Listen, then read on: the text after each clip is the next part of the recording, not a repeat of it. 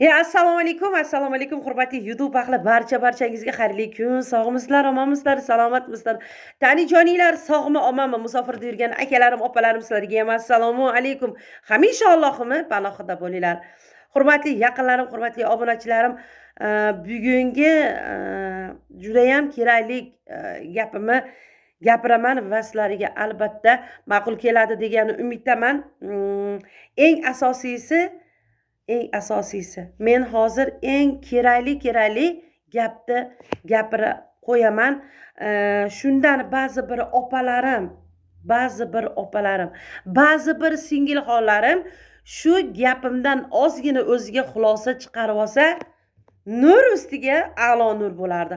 Hurmatli eri bor opajonlarim, yana qayta aytaman, eri bor opajonlarim, bu dunyoda amalingizga ishonib ukajonlaringiz, krasavchik ukajonlaringiz falonchi opajon deb yurgandir. Siz ham bir ko'zingizni ostidan bunday unaqalar qilib qo'ygandirsiz. Men sizga aytyapman.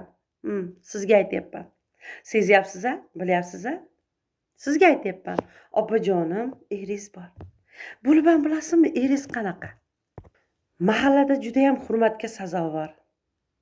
Garchida orada bir gap so'zlar bo'lgan bo'lsa ham, hamma yo'q qorlar yog'ib, bosgan izlar bosilib ketdi. To'g'ri. Kimlar uchundir siz palonchi opadirsiz, lekin kimlar uchundir baribir ham qayerdadir bir joyda anaqalaringiz qolgan. Bo'ldi, endi opa, shu paytda xatoni qilgansiz, tavbangizni qilmagan ekansiz-da. Asal opam, tavbangizni qilmagan ekansiz-da. To'g'rimi? Nima demoqchiman bu gapim bilan?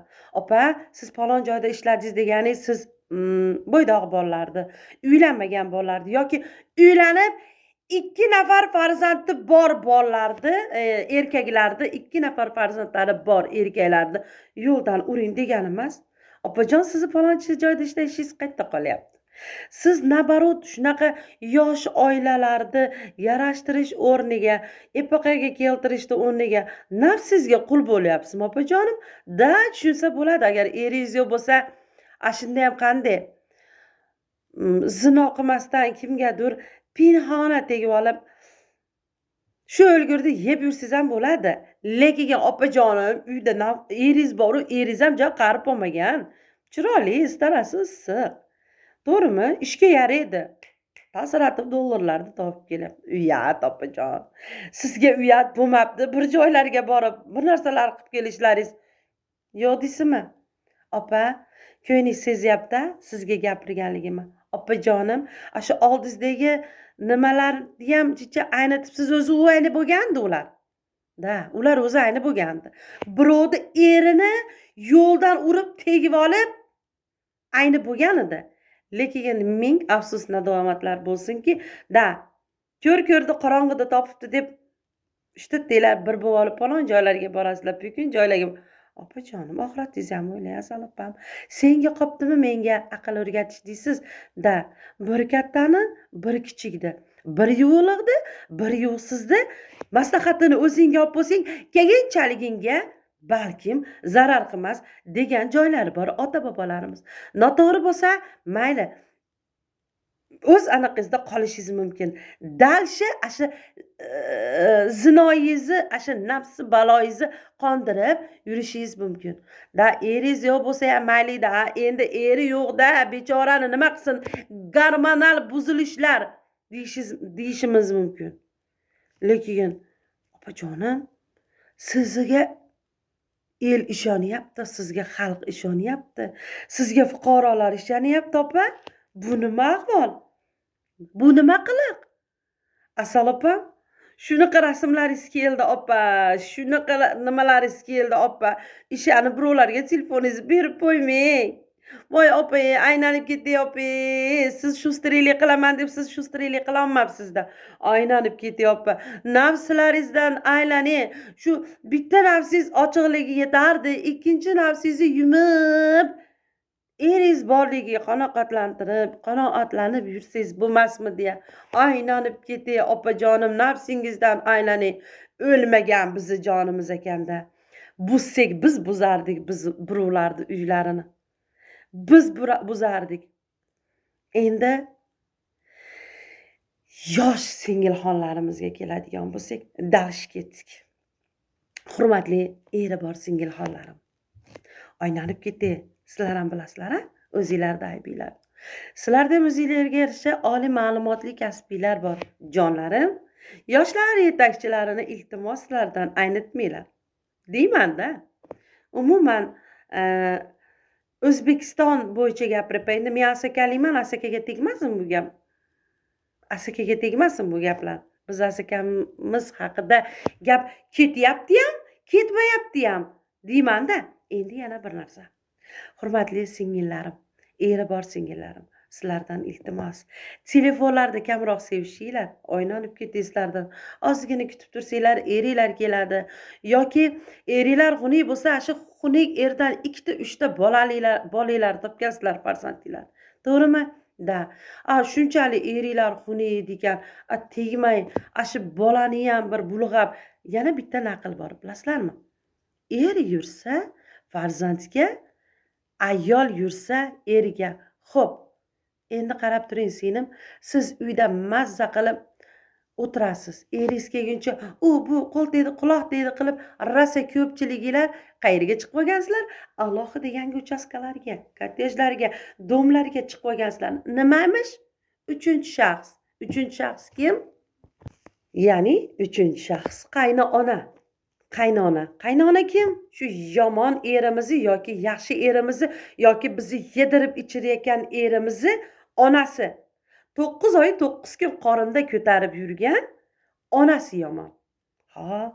Guldek o'g'lini berib qo'ygan, tillalarga ko'chakov borgan o'g'li yaxshi-yu, shu qiylanib, achchiq to'loqlar bilan tuqqan ona yomonmi? Aylanib ketdi. O'g'il katta qilayotgan bo'lsangiz, haligi gapim kulmagin kilo kelar. Endi qarang, qaytar dunyo albatta bor. Albatta bor. Siz qaynonangizga qanday kun bergan bo'lsangiz, tashi sizga ham xuddi shunaqa beradi. Siz o'ylaysiz, meni o'g'lim yo'q-ku. Meni o'g'lim yo'q, menga qaytar. To'xtang, ana yoningizda qizchi. Qizni erga bermaysizmi? Nima qilib o'tib ketadimi? Da, payti keladi, uni ham bir joyga uzatishingiz bor. Kuyovingizdan qaytadi. Da? O'g'lingiz bo'lsa keliningizdan qaytadi. Da, albatta qaytadi. Shuning uchun sizlardan iltimos. Sizlarda ashi xunuk degan eringlar, basharasi xunuk degan eringlar tasirati 2-3 tasini tug'dirib qo'ydi. Ya tug'dirmadim. Da, bir narsa bo'lganki tuqqansizlar. O'zidan o'zi qars, ikkita qo'ldan chiqadi. Bitta qo'ldan emas. Vaholanki nima qilish kerak? Bitta nafsini ochiq qilib, bitta nafsini yumishing kerak. Ering chet elda bo'lsa sabr qilishing kerak. U bolani vohlariga ering bechoradan kelgan pulni u qaytdagi Alfonsga yedirmasdan. Qaytdagi Alfonsga yedirib, qaylardadir uchrashib yurib, bir joylarga borib, uchrashmasang ham telefon orqali qilish. Meni tushunib olding-a? Seniki ham bor narsalaring. Senlardiki ham bor, nafaqat. Menga qarash, ming ering chet elda bo'lsa ham bir kun emas, bir kun keladi. Shu seni sen bilan shu farzandlarni boqish uchun ketdi. Bitta joniga nima jabr jo'natmayotgan bo'lsa ekan, sendan yuz o'girib boshqa Natasha, Larisa, Karolina uylanib ketgan bo'lsa ekan, keyin какой привет, такой ответ deb turib, sen ham haligi qasma-qasga anaqa qilsang bo'ladi. Masalan, deyman-da. Yana bir marta aytyapman, burgaga achchiq qilib, ko'rpani kuydirishma, senga er topiladi. Unga bo'lsa xotin topiladi. Ano Alfons bo'lsa, boshingga ish tushsa, kimni deng sen? Ты кто такая deydi-da, пока до свидания deb shuni ketadi. Nafsigida ketadi sendan. Boshqasini topadi. Shuning uchun, qiz, issig'ida oyog'ingni tort ko'chadan. Oyog'ingni kirgiz ichkariga. Ko'chada qolgan oyog'ingni ikkinchisini ham kirgiz. Bu gapimni tagida rosa gap ko'p. Aqlli o'rgatyapti. Yo'q, bor gap. Yana bir narsa. Opamni gapirdim, singlimni gapirdim. Xiyonatkor ayol 1, xiyonatkor ayol 2 chiqishi mumkin. Da men so'kinmayman. Men chiroyli qilib gapirib tushuntirib qo'yyapman. Paloni palon qilib deyolmayman. Bu meni vijdonimga to'g'ri kelmaydi. Lekin eshit. Opamizni gapirdik. Asal opalarimizni gapirdik. Qara. Opalarimizni deganim qara. O'zi u opamiz ikkinchi xotin bo'lib ekan. Ikkinchi xotindan qoniqmay, qo'pol qilayotganda yana boshqa o'ynash topgan. Ona xotin yig'lab o'tiradi. Bu er keladi. Xotinni ko'yini bo'lsa boshqa bo'yda olardi. O'zidan kichkinalarda. Ming afsus nadomatlar bo'lsin. O'zingchi deyishaverasan. Menga yarashaveradi. Menga bo'laveradi. Uylarim keng, apkirib yoki luboy joyga borsam, yo'q. Men senlarga o'xshab bugunimni o'ylaydigan kasofat emasman. Meni farzandim katta bo'lyapti. Men zinodan vobshe irodaman. Yurgan paytimda rosa yurganman, urushimni ham qilganman, boshqamni ham qilganman, janjalimni ham qilganman, qamalib ham chiqqanman. Endi bo'lsa, nima uchun nafsimni yumganman? Meni 5 minutlik mazam, kayfiyat, kasofatim farzandimga urishini aslo xohlamayman. Qayta aytaman bu narsani. Yo'q deysizlarmi? Bor. Yo'q deysizlarmi yozishadiganlar? Juda bor. Aylantirib kelaman deganlar yo'q deysizlarmi? Da, bo'pti, xo'p, bugun tog'u toshlarning chiroyi deb chadakka ketib boraman. Yoki mashinasini eshigimni tagiga lampochkani burataman. Yo, to'g'ri tushuninglar. Achchiq haqiqatlar bular. Da, qog'ozga o'rab gapiryapman. Lampochkani buratarman, boshqa qilarman, aylanib kelarman, marojniy yerman. Da, 5 minutda bir narsalar qilaman. Keyin nima bo'ladi? Xo'p, men u nafsimga yeb oldim. Ertaga qizimchi? Bu narsani xohlamayman. Shuning uchun opajonlarim, eringlar bor, erlaring bor. Kasofatilar devorgim keladi deyolmayman-da opalarim. Singillarim, ko'zinglarni qisinglar. Nafsingga erk berma. Haramidan bo'lgan deyolmayman-da. Qanday deyman? Endi sizlarda o'zingizlarga insof bermasa qiyin-da. Yana bir narsa.